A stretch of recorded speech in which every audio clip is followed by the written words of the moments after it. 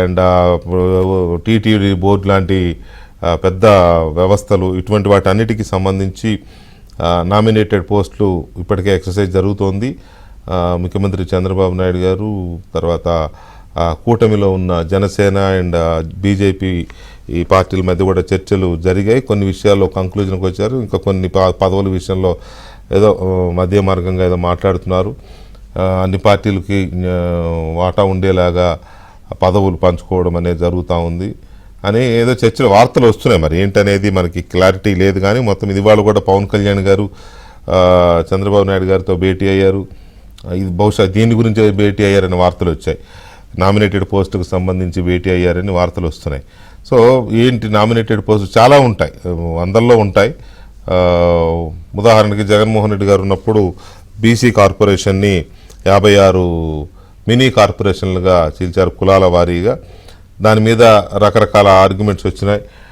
ఒకటేమో బీసీలని విడగొట్టి పాలించన్నట్టుగా జగన్మోహన్ రెడ్డి చేస్తున్నాడు, కులాల వారీగా విడగొట్టి రాజకీయం చేస్తున్నాడని. కొంతమంది ఏమో కులానికి ఒక కార్పొరేషన్ ఉంటే మంచిదే కదా, ఆ కులానికి ఒక మంచి ఇది ఉంటుంది, ఒక బలం దొరుకుతుంది, తర్వాత డెవలప్మెంట్కి, ఆ కుల అభివృద్ధికి, వెనకబడుతున్నాను పోగొట్టడానికి ఉపయోగపడుతుందని కొంతమంది వాదించిన మాట వాస్తవం, నో డౌట్. కానీ నిధులు ఎక్కడిచ్చారు? నిధులు ఇవ్వలేదు కదా. ఆ తర్వాత ఆ కార్పొరేషన్లకి ఎవరినైతే చైర్మన్లుగానో లేకపోతే డైరెక్టర్లుగానో నియమించారో వాళ్ళకి కనీసం కార్యాలయాలు కూడా లేవు కూర్చోవడానికి. అసలు వాళ్ళు ఏం చేశారు? వాళ్ళకి జీతభత్యాలు కూడా ఇవ్వలేని పరిస్థితి. 56 కార్పొరేషన్లు, ప్రతి కార్పొరేషన్కి ఒక చైర్మన్, 5, 6, 10 మంది డైరెక్టర్లు. ఇంతమందికి పదవులు ఇవ్వడం అని అంటే ఏదో పదవులు ఇచ్చామని చెప్పుకోవడం తప్ప వాళ్ళకి ఏమాత్రం అధికారాలు లేవు, విధులు లేవు, నిధులు లేవు. సో ఈ పరిస్థితుల్లో ఈ కార్పొరేషన్స్ని ఏం చేయబోతున్నారు? వీటితో పాటు జిల్లాల వారీగా చాలా చిన్న పెద్ద డీసీసీబీలని, డీసీఎంఎస్లని, ఇట్లాంటి రకరకాల పదవులు చాలా ఉంటాయి. తర్వాత మార్కెట్ కమిటీలు ఉంటాయి, చాలా ఇవి ఉంటాయి, డైరీలు. వీటన్నిటి మీద ఎలాంటి కసరత్తు జరుగుతుంది? ప్రత్యేకించి మెయిన్గా ఉండే కార్పొరేషన్లు కానీ, సపోజ్ ఇండస్ట్రియల్ డెవలప్మెంట్ కార్పొరేషన్ కావచ్చు, స్టేట్ ఫైనాన్స్ కార్పొరేషన్ కావచ్చు, మైనింగ్ కార్పొరేషన్ కావచ్చు, లేకపోతే ఇంకా చాలా ఉంటాయి. ఇటువంటి చెబుతూ పోతే ఇన్ఫ్రాస్ట్రక్చర్, మెడికల్ ఇన్ఫ్రాస్ట్రక్చర్ కావచ్చు, లేకపోతే ఎడ్యుకేషన్ ఇన్ఫ్రాస్ట్రక్చర్ కానీ, మినరల్ డెవలప్మెంట్ కానీ చాలా ఉంటాయి. దాదాపు ఒక 150 దాకా ఉన్నట్టున్నాయి ఇటువంటివన్నీ. వీటిల్లో బడ్జెట్లో నిధులు పెట్టే కార్పొరేషన్లు ఉంటాయి, 100 కోట్లు, 200 కోట్లు.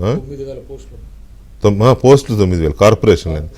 పోస్టులు అన్నీ కలిపి రాష్ట్రాల వారీగా, రాష్ట్రం వారీగా, జిల్లాల వారీగా తీస్తే ఉంటాయి, వేలల్లోనే ఉంటాయి. సో వీటన్నిటి మీద పెద్ద కసరతే జరుగుతుంది. చాలామందికి ఇది ఒక ఉపాధి. పైగా ఇప్పుడున్న పరిస్థితుల్లో పొత్తు పెట్టుకోవడం వల్ల చాలామంది టికెట్ ఆశించి తెలుగుదేశంలో త్యాగం చేసిన వాళ్ళు ఉన్నారు, ఎమ్మెల్యేగా పోటీ చేయకుండా. వాళ్ళకి ఏదో కాంపెన్సేట్ చేయాలి. అలాగే జనసేనలో చాలామంది పోటీ చేద్దాం అనుకుని పొత్తు వల్ల చేయలేకపోయిన వాళ్ళు ఉన్నారు, వాళ్ళకి కాంపెన్సేట్ చేయాలి. అలాగే బీజేపీలో సరే ఎవరి బలం ఎంత అయిన పక్కన పెడితే ఆశావాహులు ఉంటారు ఖచ్చితంగా. ఓడిపోతామని తెలిసిన వాళ్ళు కూడా తెలిసి కూడా చేయాలనుకునే వాళ్ళు ఉంటారు గుర్తింపు కోసం. సో అలాంటి వాళ్ళకి కాంపెన్సేట్ చేయాలి. సో వీళ్ళందరి కోసం ఎలాంటి కసరత్తు జరుగుతుంది, ఎప్పటికి పూర్తి అవుతుంది? ఎందుకంటే అందరూ చాలా ఆబగా కాచుకొని కూర్చున్నారు ఈ పోస్టుల కోసం. ఎలాంటి కసరత్తు జరుగుతోంది, ఎప్పుడు? Right, welcome back to the debate. ఆంధ్రప్రదేశ్లో నామినేటెడ్ పోస్టులకి మోస్ట్ వెయిటెడ్ అన్నమాట ఇవి. చాలామంది, ఇందాక నేను పొరపాటున ఆబగా అన్నాను, ఆబగా కాదు, ఆవురావురమంటూ ఎదురు చూస్తున్న ఈ నామినేటెడ్ పోస్టుల కోసం, భర్తీ కోసం రంగం సిద్ధమైందా అనేది చాలా పెద్ద చర్చ. వందల సంఖ్యలో ఈ పదవులు ఉంటాయి. వీటికి సంబంధించి ఎలాంటి ఎక్సర్సైజ్ జరుగుతుంది, అలాగే పార్టీల మధ్య కూడా చర్చ జరుగుతుంది కదా, ఎలా ఉంది అనేది ఒకసారి మనం చర్చిద్దాం. మనతో విక్రమ్ గారు కంటిన్యూ అవుతున్నారు. అలాగే తెలుగుదేశం పార్టీ జాతీయ అధికార ప్రతినిధి కొమ్మారెడ్డి పట్టాభిరామ్ గారు ఉన్నారు, బాబుజీ గారు కంటిన్యూ అవుతున్నారు. Pattabhi garu, good evening. Good evening VK garu. Pattabhi గారు, మీకేమి ఇస్తున్నారని నేను అడగను, కానీ నామినేటెడ్ పోస్టుల భర్తీకి సంబంధించి ఏమైనా ఎక్సర్సైజ్ జరుగుతుందా?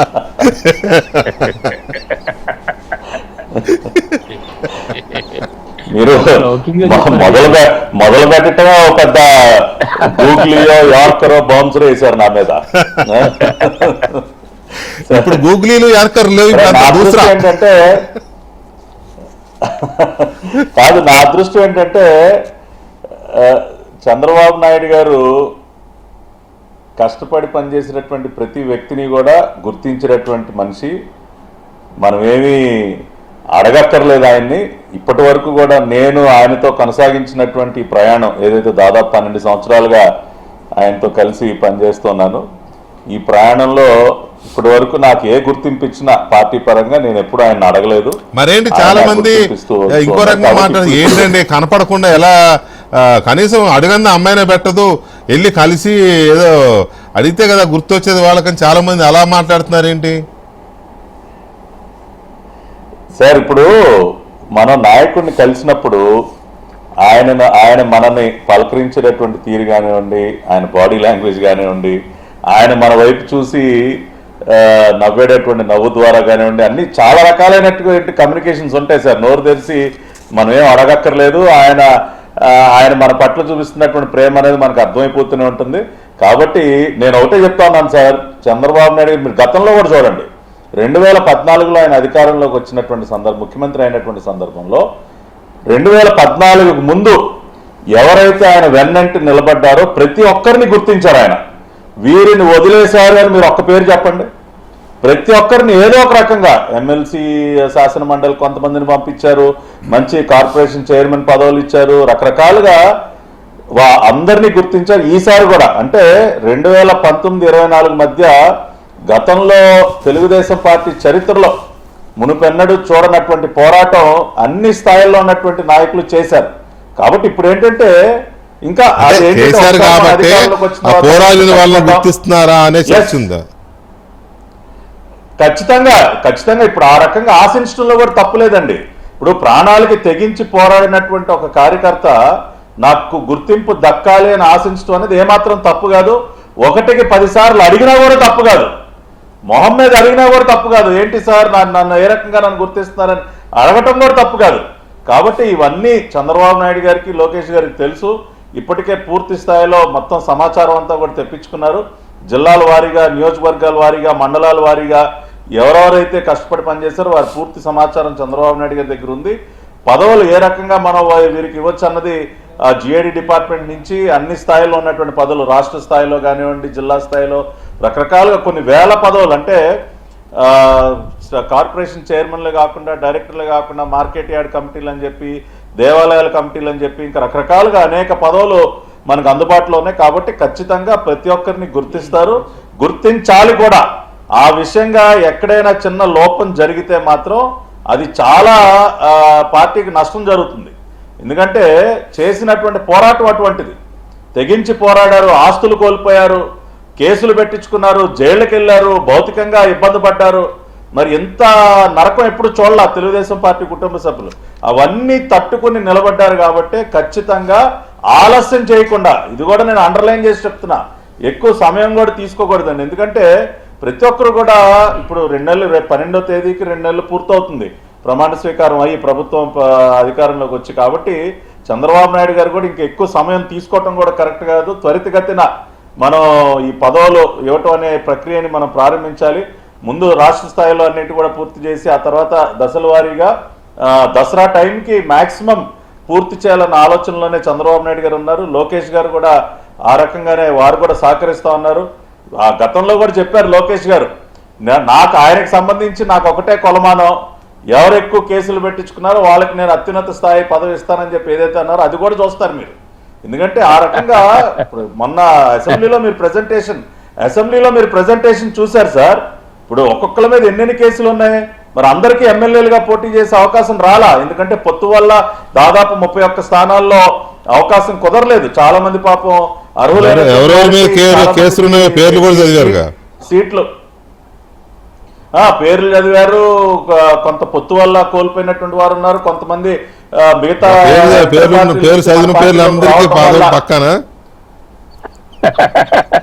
ఖచ్చితంగా రావాలి కదా దానిలో సార్. ఇప్పుడు ఖచ్చితంగా ఆ రకంగా కేసులు పెట్టించుకుని జైలుకి వెళ్ళి వచ్చినటువంటి ప్రతి ఒక్కరికి కూడా రావాలి తెలుగుదేశం పార్టీలో. లోకేష్ గారు అది ఒక ప్రామాణికంగా తీసుకుంటానని ఆయన చెప్పారు. కాబట్టి తప్పలేదు. ఇప్పుడు అది ఎంత కష్టమో ఇప్పుడు అనుభవించిన వాళ్ళకి తెలుస్తుంది కదా సార్. ఇప్పుడు నేను 2 సార్లు రాజమండ్రి సెంట్రల్ జైలుకి వెళ్ళొచ్చా. ఇప్పుడు అనేక కేసులకు కోర్టులు వాయిదాలు తిరుగుతున్నా. కాబట్టి ఆ పెయిన్ ఇప్పుడు పార్టీ కోసం అంత కష్టపడి శ్రమపడినప్పుడు సహజంగానే వారందరికీ కూడా గౌరవం దక్కాలి. చంద్రబాబు నాయుడు గారు 100% ఆ రకమైనటువంటి గుర్తింపు ఇవ్వబోతున్నారు. మనం ఎవరం కూడా ఆ విషయంలో ఆందోళన చెందాల్సినటువంటి అవసరం లేదు. జగన్మోహన్ రెడ్డి గారు అన్నట్టు మా నాన్న డాక్టర్ కాబట్టి ఎన్టీఆర్ హెల్త్ యూనివర్సిటీకి మా నాన్న పేరు పెట్టారన్నట్టు భవిష్యత్తులో జైళ్ళకి ఖైదీలు లేదా నేరస్తుల పేర్లు పెట్టినట్టు రాజమండ్రి జైల్లో బ్లాక్ మీ పేరు పెట్టొచ్చాము. అంటే సార్ ఇక్కడ ఒక చిన్న తేడా గమనించాలి. జైలుకి వెళ్ళటం అంటే ఏదో ఇప్పుడు పిన్నిళ్ళు గడు వెళ్ళినట్టు కాదు. జైలుకి నేరాలు హత్యలు చేసి జైలుకి వెళ్ళినాడికి ఏమి మనం గుర్తింపు ఇవ్వాల్సిన ఆడికి అదే కరెక్ట్. కానీ ఏ తప్పు చేయకపోయినా పార్టీ కోసం ప్రజల పక్షాన పోరాడినటువంటి వ్యక్తుల్ని కక్షపూరితంగా ఎవరినైతే జైళ్లలో పెట్టారో వాళ్ళందరికీ గుర్తింపు. వాళ్ళు గతంలో మీరు చూడండి, ఇప్పుడు విక్రమ్ గారు ఉన్నారు, ఎమర్జెన్సీలో జైలుకి వెళ్ళినటువంటి ప్రతి ఒక్క నాయకుడు ఆ తర్వాత ఎమ్మెల్యే గానో ఎంపీ గానో మంత్రులు గానో ఉన్నారు. సార్ వెంకయ్యనాయుడు గారు ఎట్లా లైమ్లైట్లోకి వచ్చారు? ఏ రకంగా ఆయన ఆ తర్వాత ఉదయగిరి నుంచి పోటీ చేసి ఎమ్మెల్యే కాగలిగారు? తర్వాత ఉపరాష్ట్ర స్థాయి వరకు ఎందుకు వెళ్ళగలిగారు? ఆయన ఎమర్జెన్సీ టైంలో ఆయన చేసినటువంటి పోరాటం. దానికి ముందు జయాంధ్ర ఉద్యమంలో కానీ ఎమర్జెన్సీలో కానీ ఒక ఉద్యమం ఒక పోరాటం జరిగినప్పుడే నాయకులు ఉద్భవిస్తారు. 2019-24 మధ్య జరిగినటువంటి పోరాటంలో అనేక మంది నాయకులు ఉద్భవించారు. గతంలో ఎక్కువగా ప్రజల్లో ప్రాచుర్యం పొందినటువంటి నాయకులు అనేక మంది వాళ్ళ ప్రజల్లో హీరోలుగా ఉన్నారు. కాబట్టి అటువంటి వాళ్ళందరినీ కూడా గుర్తించాలి ఖచ్చితంగా. కాబట్టి ఆ ప్రక్రియ ప్రారంభమైంది. అతి త్వరలోనే మంచి శుభవార్తను వింటారు. ఎవరికి సంబంధించి శుభవార్త? పార్టీ కుటుంబ సభ్యులకి, తెలుగుదేశం పార్టీ కుటుంబ సభ్యులకి సంబంధించి. ఇదేదో ఒక వ్యక్తి గురించో ఇంకొకరి గురించో కాదు. Okay okay right. విక్రమ్ గారు, పట్టాభి గారు మాట్లాడింటే మీకు ఏమైనా అనిపించిందా? చాలా ఆప్టిమిస్టిక్ గానే ఉంది. ఆప్టిమిస్టిక్ గానే ఉంది. కూడా అంటే పెదవులు మాట్లాడుతున్నాయి, మనసు కాదు అంటే నేను ఆయన్ని ఒక రకంగా అభినందిస్తాను. ఎందుకంటే ఆయన చాలా ఎక్కడ కూడా బయటకు వస్తుంది. ఆయన ఒక రకంగా చెప్పాలంటే చంద్రబాబు నాయుడు గారికి ఆయన బాధ్యతని తెలియజెప్పినట్టుగా కూడా మాట్లాడారు. అది కొంచెం అది ఆయన ఒక టీడీపీలో ఒక సైనికుడు. అందువల్ల అయితే ఒకటండి, ఇప్పుడు పాలిటిక్స్ అనేది పవర్ షేరింగ్. అంటే అధికారం అందరి దగ్గర కొంతమంది దగ్గర గొంప కొత్తగా ఉండకూడదు. అందరికీ అది డిస్ట్రిబ్యూట్ చేయాలి. అది చేయాలి. అది పవర్ షేరింగ్ అంటారు. అది పార్టీలో కావచ్చు, పార్టీ పదవులు కావచ్చు, ప్రభుత్వంలోకి వచ్చినప్పుడు ప్రభుత్వంలో కూడా అందరికి ఇవ్వాలి. అది ఇంక్లూజివ్గా ఉండాలి. ఇంక్లూజివ్ అనేది అంటే చాలామంది ఏమనుకుంటారంటే ఇది సమ్మిళితం అని ఒక వేగ్గా ఒక ట్రాన్స్లేషన్ చేస్తారు. ఆ ఇంక్లూజివ్నెస్ అనేది ఏంటంటే లీవ్ నో సెక్షన్ అన్అటెండెడ్ అనేది ఇంక్లూజివ్నెస్. అంటే ఇక్కడ దీంట్లో కూడా ఈ పదవుల పంపిణీలో కూడా ప్రాంతాలు, అదేవిధంగా వర్గాలు, ఇవన్నీ కూడా పాటించాలి, సమతుల్యత పాటించాలి. ఎందుకు నేను చెప్తున్నానంటే ఇది చాలా పెద్ద ఎక్సర్సైజు, చాలా కఠినమైన. ఎందుకంటే జగన్మోహన్ రెడ్డి గారి హయాంలో మనం చూసాం, పదవులన్నీ ఆల్మోస్ట్ 90% ఒక సామాజిక వర్గానికి వెళ్ళిపోయాయి. పేరుకేదో కొంతమంది బలహీన వర్గాలకి ఏదో కొన్ని పదవులు ఇచ్చారు, కానీ అసలు పవర్ అంతా కూడా కొద్దిమంది దగ్గర ఉన్నది, పడిపోయింది. అందువల్లనే ఆ పార్టీకి చాలా వర్గాలు దూరం అయిపోయినాయి. కాబట్టి ఇవాళ పార్టీకి ఇప్పుడు 2 రకాలు ఉంటారండి. తెర ముందు పనిచేసేవాళ్ళు, తెర వెనుక పనిచేసేవాళ్ళు కూడా కొంతమంది ఉంటారు. ఆ తెర వెనుక పనిచేసేవాళ్ళు కూడా పార్టీ గెలుపుకు కృషి చేసిన వాళ్ళు చాలామంది ఉంటారు. అది మనందరికీ తెలియకపోవచ్చు. వాళ్ళందరినీ గుర్తించేటువంటి వ్యవస్థ పార్టీలో ఉంటుంది. అయితే తెలుగుదేశం పార్టీలో ఏంటంటే నాకు తెలిసి ఆ వ్యవస్థ ఉంది. అంటే ఎవరైతే పనిచేశారనేది గుర్తించి వాళ్ళకి సముచితమైనటువంటి కల్పించేటువంటి ఒక వ్యవస్థ ఉంది. మిగతా పార్టీలో అది కనపడదు. అది ఎవరు రికమెండ్ చేస్తే వాళ్ళకి ఇచ్చేయటం అట్లా కాకుండా అటువంటిది అంతా. అందువల్ల ఈ పదవుల పార్టీలో మనోడు అని చూస్తారు, టీడీపీలో పార్టీ వాడు అని చూస్తారు. అంటే ఇప్పుడు జాతీయ పార్టీలు ఉన్నాయనుకోండి, కాంగ్రెస్ పార్టీలు గతంలో వాళ్ళకేంటి అధిష్టానాన్ని ఎవరు కొంచెం కాకపడితే వాళ్ళకి పదవులు వస్తాయనే నానుడు ఉండేది. సరే, క్రమంగా అది తగ్గింది అనుకోండి ఇప్పుడు కూడా. అయినప్పటికీ కూడా తెలుగుదేశం పార్టీలో ఒక వ్యవస్థ ఉంది కాబట్టి గుర్తించేటువంటి వ్యవస్థ, కరెక్ట్గా ఎవరు పనిచేశారు, వాళ్ళకి ఏ స్థాయిలో వాళ్ళకి గుర్తింపు ఇవ్వాలి అనేటువంటిది కూడా ఉంది. కాబట్టి ఇవాళ అయితే ఈసారి ఏంటంటే కొంత పవర్ షేరింగ్ మిగతా పార్టీలతో కూడా ఇవ్వడం వల్ల కొన్ని పదవులు తగ్గిపోతాయి. ఆటోమేటిక్గా. కాబట్టి పదవులు తక్కువ ఉన్నాయి, ఆశావాహులు ఎక్కువ ఉన్నాయి. సో ఈ నేపథ్యంలో మరి దానిని ఏ విధంగా చేస్తారు? పట్టాభి గారు అన్నట్టుగా యాజ్ ఎర్లీ యాజ్ పాసిబుల్ కొంతమందికి భర్తీ చేయాల్సినటువంటి అవసరం కూడా కొంత ఉంటుంది. ఎందుకంటే ఇవాళ కొంత స్తబ్దత కూడా వచ్చింది. తెలుగుదేశం పార్టీ తరఫున ఓడిపోయి కూడా వాళ్ళు చాలా ఎడాసిటీతో మాట్లాడుతున్నారు. అది మీడియా ద్వారా కావచ్చు, ఇతరత్ర కావచ్చు. దాన్ని కౌంటర్ చేయాలంటే వీళ్ళలో కొంత చేస్తే వాళ్ళకి కొంత బాధ్యత ఉంటుంది. ఆ బాధ్యతలు అంటే ఈ పదవులతో పాటు కొన్ని బాధ్యతలు కూడా ఇస్తారు. ఆ బాధ్యతలతో కొంతవరకు ప్రతిపక్ష రాజకీయాల్లోకి వచ్చే ప్రతి వ్యక్తికి ఏదో ఒక లక్ష్యము, ఏదో ఒక గుర్తింపు కోరుకుంటాడు. లేకపోతే ఊరికి డబ్బులు తగలబెట్టుకుని ఎందుకు వస్తారు, లేకపోతే కేసులు పెట్టించుకుని ఎందుకు భరిస్తారు? ఏదో ఒక పార్టీ గుర్తిస్తుందని, నాయకుడు గుర్తిస్తాడని. సో అలాంటి లేట్ అయిన కొద్దీ వీళ్ళలో ఒక అన్రెస్ట్, ఇది ఇంకో ప్రమాదం జరుగుతోంది. ఆ వైసీపీ నుంచి ఇన్కమింగ్ ఎక్కువ, ఇన్ఫ్లోస్ వస్తున్నాయి.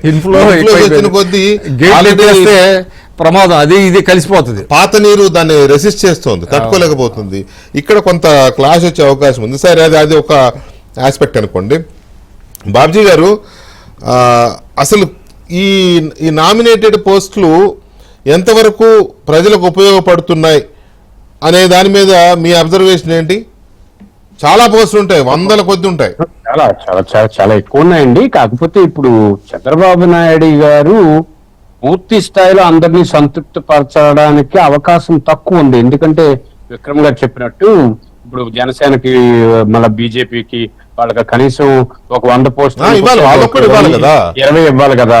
అంటే ఇప్పుడు ఏమైతుంది మీకు, ఇందాక పట్టాభి గారు చెప్పారు, అసలు రాష్ట్రంలో మొట్టమొదటిసారిగా ఇవ్వాలి అంటే మరి పట్టాభి గారు లాంటి వాళ్ళని ముందు సాటిస్ఫై చేయాలి. ఇప్పుడు ఉదాహరణకి విశాఖపట్నం స్థానిక సంస్థల నుంచి ఎమ్మెల్సీ వచ్చింది. ఎమ్మెల్సీ వచ్చేటప్పటికి ఆశావాళ్ళు చాలా మంది ఉన్నారు. ఎమ్మెల్యేలుగా కంటెస్ట్ చేద్దాం అనుకున్నారు, అవ్వలేదు. అక్కడ జనసేనకి ఇచ్చారు. ఉత్తరాంధ్రలో 6 జనసేన వచ్చాయంటే 6 చోట్ల తెలుగుదేశం పార్టీ నేతలు ఉండిపోయినట్టే కదండి. ఇప్పుడు వాళ్ళని ఎంత అకామిడేట్ చేయాలని, వెంటనే వాళ్ళకి ఎమ్మెల్సీలు ఇవ్వడం కోసం సరిపడగా ఖాళీలు కూడా లేవు. కాబట్టి ఇప్పుడు చంద్రబాబు నాయుడు గారికి 2-3 ప్లస్ ఉంది, 2 మైనస్ ఉంది. ఏంటి ప్లస్ ఉందంటే, జాతీయ స్థాయిలో ఇప్పుడు కేంద్ర ప్రభుత్వంతో బాగా మంచి రిలేషన్ ఉంది కాబట్టి టెలికాం శాఖలో డైరెక్టర్లు ఇవ్వడానికి కానీ, ZRUCC, DRUCC railway district railway zonal committee కానీ, జోనల్ రైల్వే యూజర్స్ కమిటీలో కానీ, అట్లాగే సివిల్ సప్లైస్ లో కానీ, లేకపోతే మనం ముందు అనుకున్నాం ఏవేవైతే కొన్ని పోర్ట్ఫోలియోస్ ఉన్నాయో అన్ని అనుకుంటున్నాం, వీటిల్లో పెట్టడానికి అవకాశం ఉంది.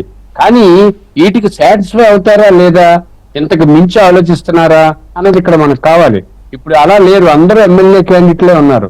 అందరూ ప్రతి ఒక్కరు ఎమ్మెల్యే క్యాండిడేట్ అంటే వాడిని సాటిస్ఫై చేయాలంటే ఎవరి తరం కాదు. ఇక్కడ ఇంకొక అదృష్టం చంద్రబాబు నాయుడు గారికి ఏంటంటే, పవన్ కళ్యాణ్ గారు చాలా నిబద్ధతగా కార్యకర్తలు ఎవరికి కూడా మిమ్మల్ని అడ్జస్ట్ చేస్తానని కానీ, మీరు సిద్ధమవ్వండి కానీ, మీకు పదవులు వస్తాయని కానీ ఇప్పటికొచ్చి అక్కడ చెప్పలా. అంటే ఎంత కోఆర్డినేట్ గా చంద్రబాబు నాయుడు గారితో ఉన్నారు. ఇప్పుడు పవన్ కళ్యాణ్ గాని ఒక్క మాటగా నోరు జారుంటే, మిమ్మల్ని అందరినీ రాష్ట్రంలో నా కోసం పనిచేసిన వాళ్ళని అకామిడేట్ చేస్తానని అనుంటే పెద్ద గందరగోళం అయిపోద్ది. కానీ ఆయన ఎక్కడ మాట్లాడలే. మనం కలిసి పనిచేయాలి, కలిసి 10 సంవత్సరాలు కలిసి వెళ్తాము, మనం లక్ష్యం ఉంది. చంద్రబాబు నాయుడు గారు ఏం చెప్తే దానికి మనం సిద్ధంగా ఉన్నాం. ఈ రకమైనటువంటి మంచి భావజాలాన్ని, మంచి ఆలోచనని కార్యకర్తలకు ఇస్తున్నారు. అది శుభ పరిణామం. అలాగే చంద్రబాబు నాయుడు గారు, పట్టాభి గారు చెప్పినట్టే, ఇప్పుడు కానీ కొద్దిగా ప్రారంభం చేయకపోతే మీరు అన్నట్టు రేపు భవిష్యత్ అవసరాల దృష్ట్యా వైసీపీ వాళ్ళు వచ్చేస్తారు. ఇప్పుడు స్థానిక సంస్థల ఎన్నికల్లో నోటిఫికేషన్ ఇచ్చారు ఈ రోజు విశాఖపట్నంలో. ఇక్కడ ఓట్లు వేసేవాళ్ళు ఎవరు? స్థానిక సంస్థల్లో సర్పంచ్లు, ఎంపీటీసీలు, జెడ్పీటీసీలు అనుకోండి ఫర్ ఎగ్జాంపుల్. వాళ్ళందరూ అవసరం ఇప్పుడు మళ్ళీ తెలుగుదేశం ఉంది. వాళ్ళందరూ ఇప్పుడు వైఎస్ఆర్సీపీలో ఉన్నారు. వాళ్ళు ఏమనుకుంటారు, రేపు మీకు ఓటేస్తాము, మాకు మళ్ళీ సర్పంచ్ టికెట్ ఇవ్వండి అంటారు. ఇప్పటి వరకు పనిచేసినటువంటి కేడర్ కి ఎక్కడికి పోద్ది? సర్పంచ్ ఆడికి వస్తుందో రాదో డౌట్, జెడ్పీటీసీ ఆడికి వస్తుందో రాదో డౌట్. అంటే ఘర్షణ మళ్ళీ స్టార్ట్ అవుతుంది. ఈలోగా Telugu Desam party, Janasena party, BJP వాళ్ళు అకామిడేట్ చేశారనుకోండి, ఆ పార్టీ నుంచి వచ్చే వాళ్ళు కింద పనిచేయడానికి ఇష్టపడతారు తప్ప వాడు వచ్చి రాగానే నాకు అది కావాలని అనలేడు. కాబట్టి చంద్రబాబు నాయుడు గారు లేట్ చేయకుండా కొంత స్పష్టంగా ఇప్పుడు మీరు అడిగారు ఉపయోగపడుతుందని, రాజకీయ పునరావాస కేంద్రాలు కాకూడదు, దీనివల్ల ప్రయోజనం ఉండాలి. జగన్మోహన్ రెడ్డి చేసిన పొరపాటు ఏంటి? బీసీ సంఘం అంతా రాష్ట్రం ఉంటే 53 కులాలకి 53 చైర్మన్లు వేసి వాళ్ళకి కారు పూను ఇచ్చి వాళ్ళకి జీతాలు ఇచ్చి వాళ్ళకి ఆఫీసు లేదు. వాళ్ళు ఏం చేయాలో తెలియదు. వాళ్ళ వెనకాతలు కనీసం ఏ రకమైనటువంటి ఏం లేవు. అదో ఆ కులం ఈ కులం, ఆ కులం చైర్మన్ ఈ కులం పైపచ్చి ఇంకోటి కులం చైర్మన్ చేసిన తర్వాత ఆ కులం వాళ్ళందరూ ఆ రాష్ట్ర అధ్యక్షుడిని తీసుకొచ్చి ఊరేగింపులు చేశారు. ఎందుకు చేశారు అని అంటే ఆడికి తెలియదు, ఎందుకు ఏం చేయాలో ఈడికి తెలియదు.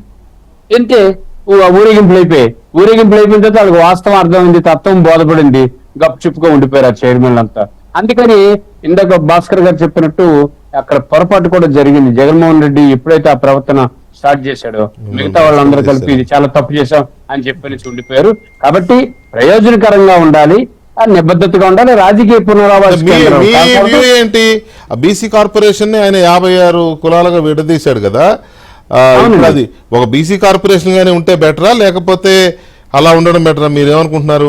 అంటే బీసీ కార్పొరేషన్ లో ఉంటే అక్కడే అన్ని రకాల విధులు బదలాయింపులు జరుగుతాయి. గతంలో అందరికి ఇవ్వడానికి అవకాశం ఉండింది, ఒక రాష్ట్ర స్థాయిలో నాయకత్వం ఉండింది. ఇప్పుడు కులాల పేరుని పంచాయతీ పెట్టి విడదీసి ఎవరికి పని లేకుండా,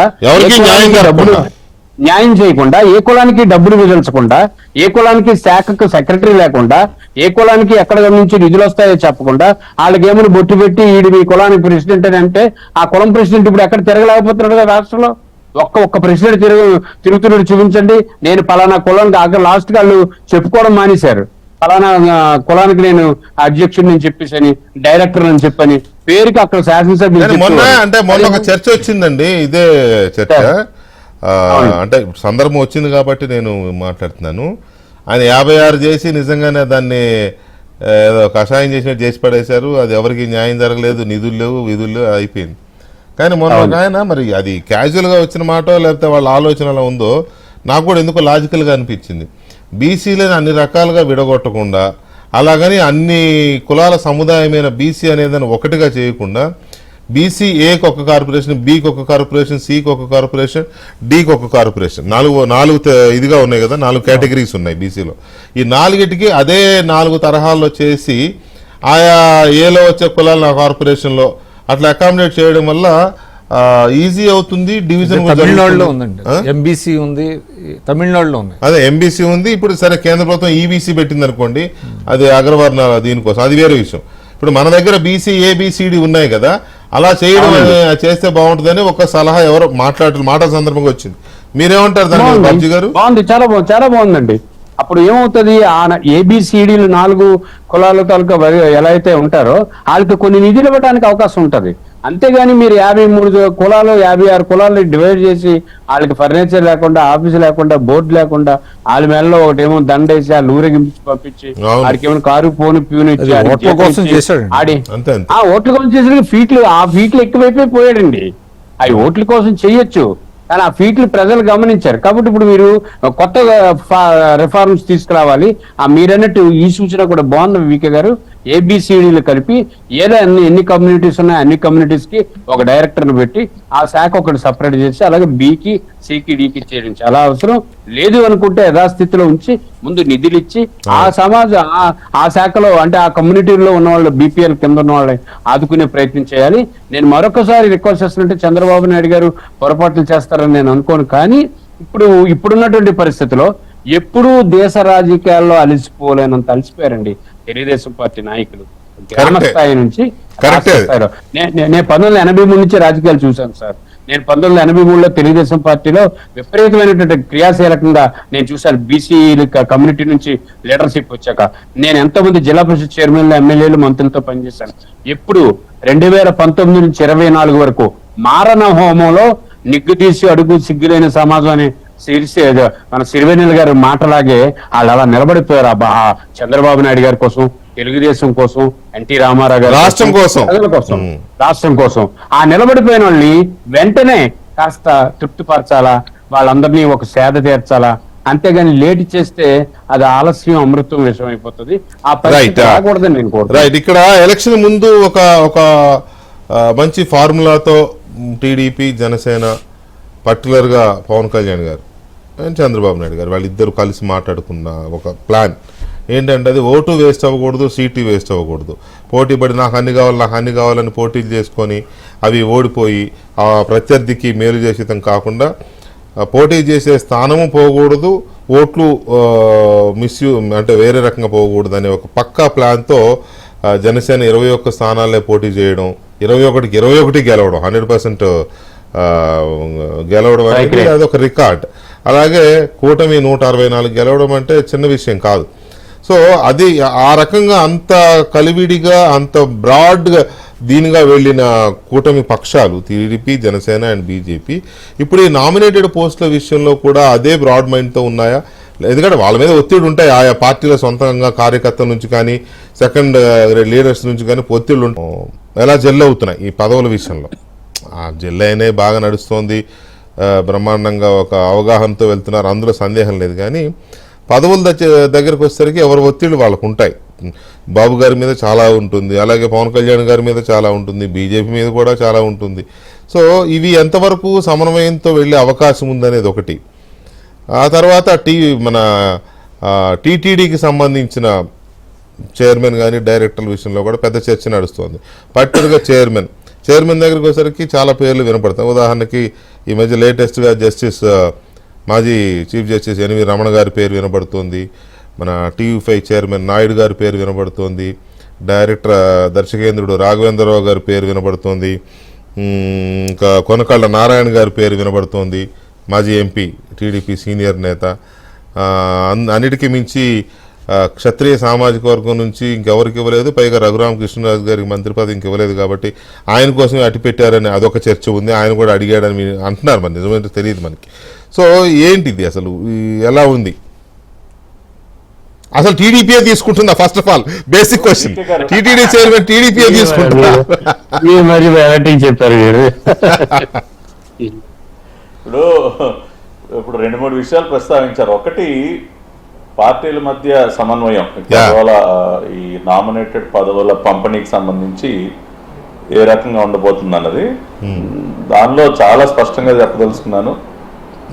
అసెంబ్లీ సీట్ల విషయంలో ఏ రకంగా అయితే ఎక్కడా కూడా చిన్న గ్యాప్ లేకుండా ఎటువంటి పొరపచ్చాలకి తావివ్వకుండా మంచి సమన్వయంతో ఆ రోజున పొత్తు ఖరారు చేసుకున్నారో సీట్ల పంపిణీ జరిగింది, అసెంబ్లీ సీట్ల పంపిణీ జరిగిందో ఇప్పుడు కూడా ఒక ఫార్ములాను ఆల్రెడీ సిద్ధం చేస్తా ఉన్నారు.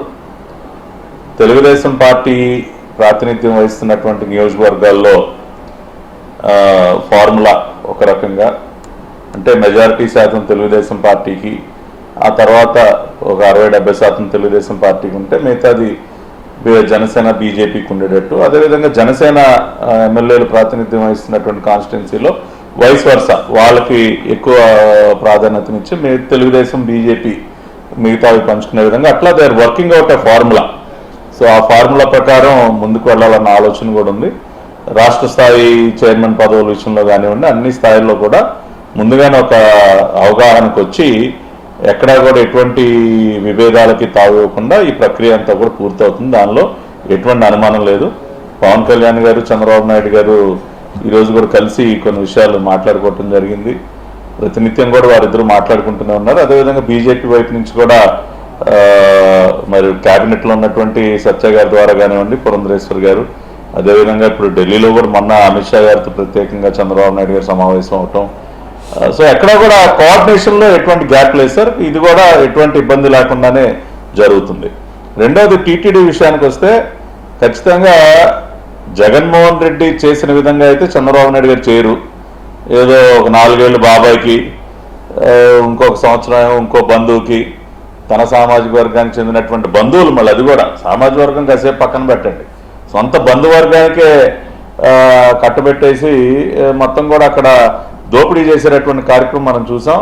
టీటీడీ పవిత్రతకు కూడా అనేక సందర్భాల్లో భంగం కలిగింది. నిధులు దోచుకోవటమే కాకుండా అక్కడ ఆ కొండపైన ఉండాల్సినటువంటి ఆ వాతావరణాన్ని కూడా చెడగొట్టారు.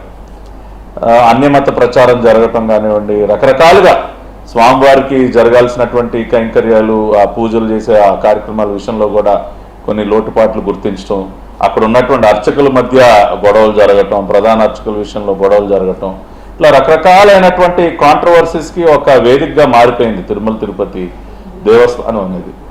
ఆఖరికి ఆ డబ్బులు కొన్నిటిని తిరుపతి మున్సిపల్ కార్పొరేషన్లో అక్కడికి డైవర్ట్ చేసి తన కొడుకు ఎలక్షన్లో గెలిపించడం కోసం కరుణాకర్ రెడ్డి చివరిలో కొన్ని కోట్ల రూపాయలు ఏ విధంగా అయితే దారి మళ్లించాడో అది కూడా చూసాం. కాబట్టి వీటన్నిటికీ కూడా అడ్డుకట్ట వేసి మళ్ళీ ఎవరైనా సరే కొండ మీదకి వెళితే ఒక అంటే దేవుని సన్నిధిలో ఉన్నప్పుడు మనకి ఒక అనుభూతి.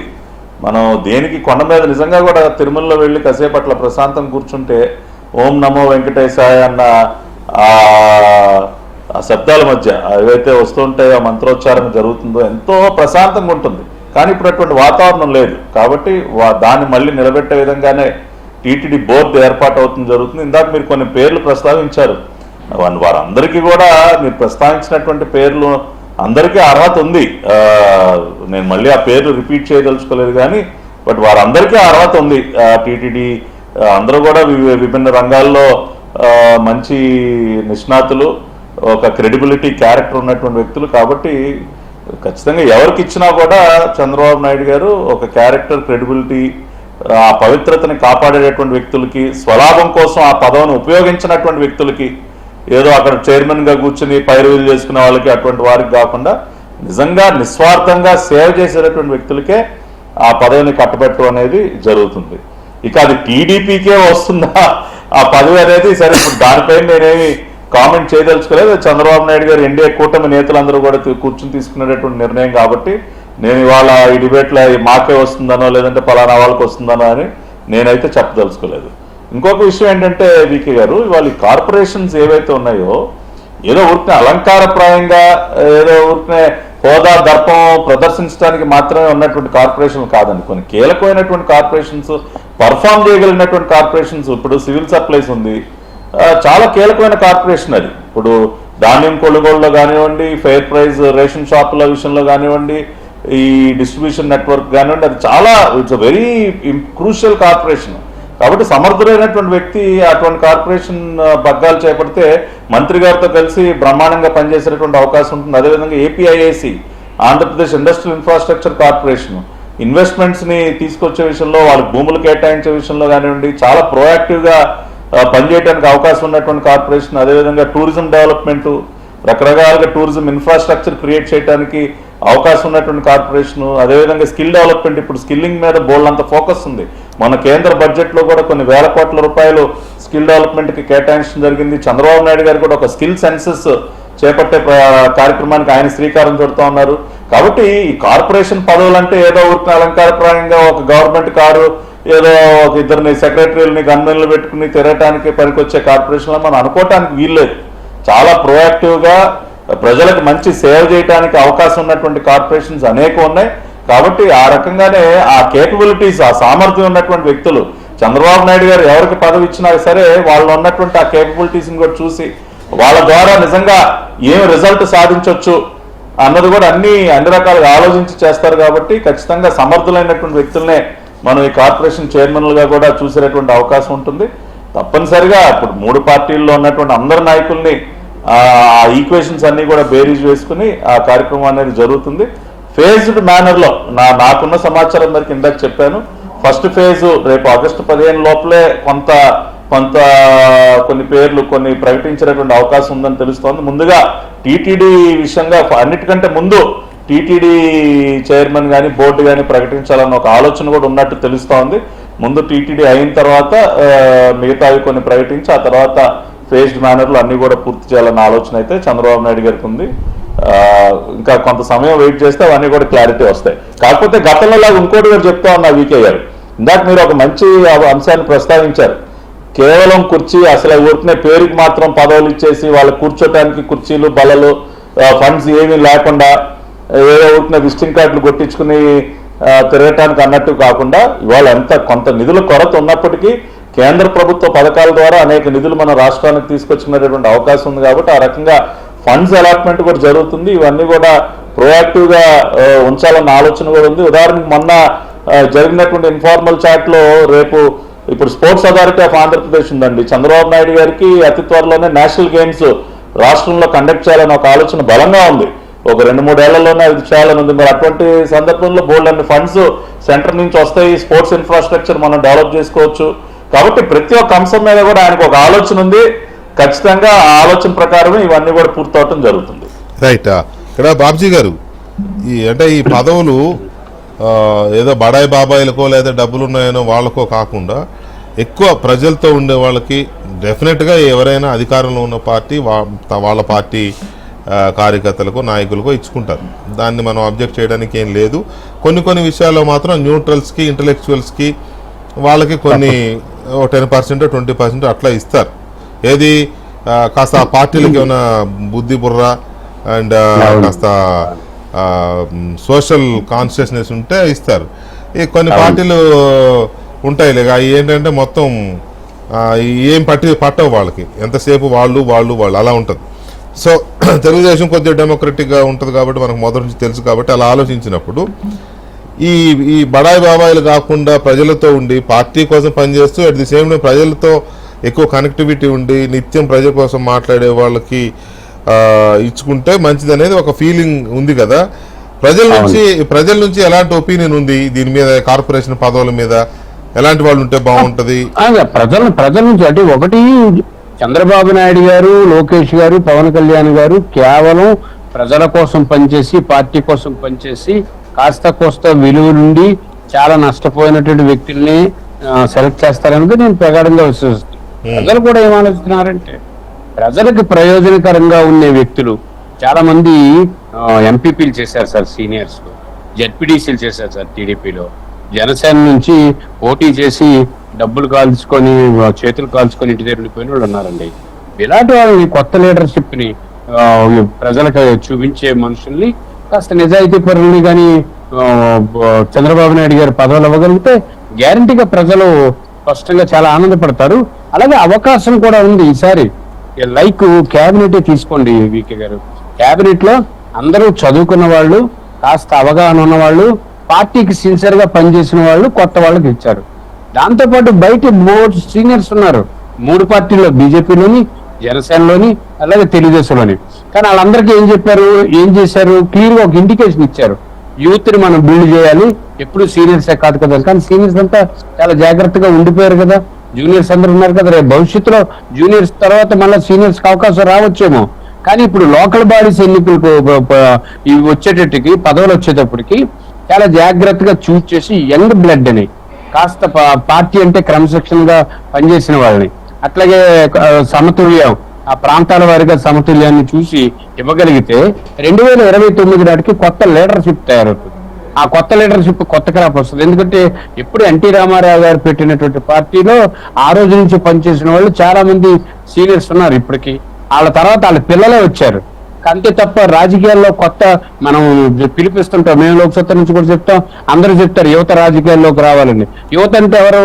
ఎమ్మెల్యే కొడుకు, ఎమ్మెల్యే బామ్మరిది, లేకపోతే ఎమ్మెల్యే తమ్ముడు కొడుకు కాదు యువత అంటే ఈ రాజకీయాల్లో ఒక ఎన్టీ రామారావుని చూసో, చంద్రబాబుని చూసో, లోకేష్ ని చూసో, పవన్ కళ్యాణ్ చూసో ప్రభావితం అయ్యి ఈ రాజకీయాల్లో మార్పు తీసుకురావాలి, చాలా వరుసగా ఉందని అనుకుని వచ్చిన వాళ్ళు చాలా మంది ఉన్నారు. వాళ్ళందరికీ ఈ ఎమ్మెల్యేల కొడుకులు, ఎమ్మెల్యేల తాలూకా కుటుంబ సభ్యులు చాలా అడ్డంగా ఉన్నారు. వాళ్ళందరినీ కొత్త లీడర్షిప్ తేవాలంటే ఇప్పుడు సైడ్ నుంచి తీసుకొచ్చి వాళ్ళకి లీడర్షిప్ ఇవ్వడానికి ఎక్కువ అవకాశం ఉంటుంది. అంతే తప్ప వాళ్ళు కాదనివ్వలేరు. అందుకని నేను ఇప్పటికీ కూడా బాగా విశ్వసిస్తున్నాను ఏంటంటే చంద్రబాబు నాయుడు గారి దగ్గర డేటా ఉంటుంది. ఆ డేటాతో పాటుగా భవిష్యత్ అంచనాలు కూడా ఆయన వేస్తారు. ఇప్పుడు ఈ రోజు ఇచ్చిన మంత్రివర్గం ఏంటి, రాష్ట్రం అంతా మొట్టమొదటి ఆశ్చర్యపోయారు కదా, ఏంటి ఒక్క సీనియర్ కూడా లేకుంటే ఏంటిది అని. కానీ తర్వాత ప్రజలందరికీ అర్థమైంది కదా, మరి వీళ్ళు ఎప్పుడు అవుతారు, అందరు రాష్ట్రం అంతా సీనియర్లకు ఇస్తే ఇప్పుడు ఈ కుర్రోళ్ళకి ఇవ్వాలి కదా అని ఇవ్వగలిగారు కదా. కాబట్టి నేనేమంటున్నానంటే కొత్త జనరేషన్ లో రాజకీయాలు రావాలంటే, సమర్థులు రాజకీయాల్లో కొనసాగాలంటే వీడికి ఏ బ్యాక్గ్రౌండ్ లేకపోయినా చంద్రబాబు నాయుడు చూసి ఇచ్చాడురా అని చెప్పి ఒక ఆలోచన రావాలి. అలాగే చంద్రబాబు నాయుడు గారు కానీ, పవన్ కళ్యాణ్ గారు కానీ, లేకపోతే బీజేపీ నుంచి కానీ కొత్త నాయకత్వం రావాలి. వాళ్ళంతా సమర్థులు అవ్వాలి. సమాజం పట్ల ప్రేమ ఉండాలండి వికే గారు. ఈ పదవులు కాదు శాశ్వతం. ఒకప్పుడు సమాజాన్ని ప్రేమించి సమాజంలో ఉన్న సమస్యకు పరిష్కారం కనుక్కునే వాళ్ళు చాలా మంది ఉన్నారు. సర్పంచుల్లో కూడా ఉన్నారు సార్ గొప్ప వాళ్ళు. వాళ్ళ చేతితో డబ్బు ఖర్చు పెట్టి గ్రామాలు బాగు చేసే వాళ్ళు గుర్తించాలి, ప్రోత్సహించాలి వాళ్ళని. అలా లేకపోతే ఈ వ్యవస్థలో ఉండదు వికే గారు. చాలా మంది శాసనసభ్యులు నిజాయితీగా ఉన్నారు, ఎంపీపీలు ఉన్నారు, జెడ్పీటీసీలు ఉన్నారు, సర్పంచులు ఉన్నారు. కాబట్టి ఈ అవకాశం మరి రాదు కాబట్టి, గొప్ప అవకాశం కాబట్టి ఈ కుర్రాళ్ళని అందరినీ కృషి చేయాలండి. అలా చేయాలని నేను కోరుకుంటున్నాను. రైట్ విక్రమ్ గారు, ఈ కార్పొరేషన్ పదవులు లేకపోతే ఈ నామినేటెడ్ పోస్టుల విషయంలో ఎంత హెడేక్ ఉంటుందో మీరు నాకు చెప్పినట్టుగా ఈ ఎక్సర్సైజ్ చేయడం కానీ, సాటిస్ఫై చేయడం కానీ ఎంత హెడేక్ ఉంటుందో అంత సాటిస్ఫాక్షన్ కూడా ఉంటుంది. క్యాడర్ని కొంతమందిని అకామిడేట్ చేసి వాళ్ళకి ఏదో ఒక న్యాయం చేసాం, ఉపాధి మార్గం అని కాదు కానీ న్యాయం చేశారు అనేది. ఇప్పుడున్న పరిస్థితుల్లో ఆ కోఆర్డినేషన్ పట్టాభి గారు చాలా ఇది చేసే ప్రయత్నం చేశారు. ఆ కోఆర్డినేషన్ ఎంతవరకు కనపడుతుంది 3 పార్టీల్లో? ఎందుకంటే ఇప్పుడు ఎన్నికలప్పుడు వేరు, ఇది వేరు. అంటే కొంత పట్టు విడుపులతో వెళ్తారు అనేది మనకి ఎన్నికల సందర్భంలో చూసాము. అదే ఫార్ములా ఇప్పుడు పట్టాభి గారు చెప్పినట్టుగా కూడా ఇప్పుడు స్క్రోలింగ్ కూడా వస్తుంది. నేను కూడా ఆంధ్రజ్యోతిలో చూశాను.